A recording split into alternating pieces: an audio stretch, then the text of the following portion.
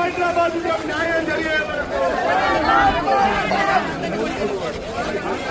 అన్నా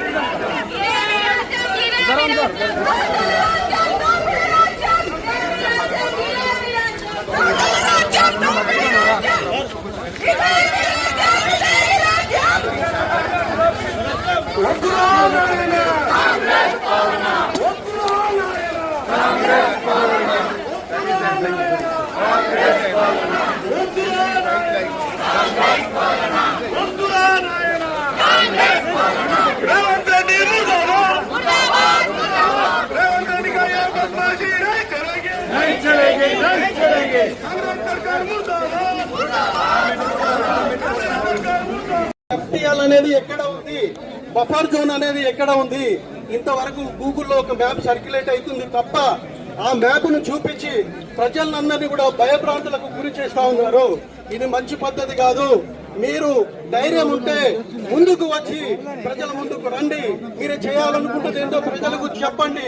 అంతే తప్ప మీరు ఈ విధంగా ప్రజల్ని భయభ్రాంతులకు గురి చేసి చాలా మంది అండి కష్టపడి ఇంకా కూడా నేను న్యూస్ లో చూశాను 2035 వరకు 2050 వరకు ఈఎంఐలు ఉన్నాయి. ఒక మనిషి జీవితం ఒకటే ఇల్లు. ఆ ఇల్లును మీరు కూల్ చేస్తానంటే అక్రమం అయితే కూల్ చేయండి, మేమంతా మద్దతుగా ఉంటాము. హెచ్ఎండిఏ లేఅవుట్ అండి ఇది. సాయిరాం నగర్ సంబంధించి హెచ్ఎండిఏ లేఅవుట్ ఇది. హెచ్ఎండిఏ అర్థం తెలుసు కదా గవర్నమెంట్ కి.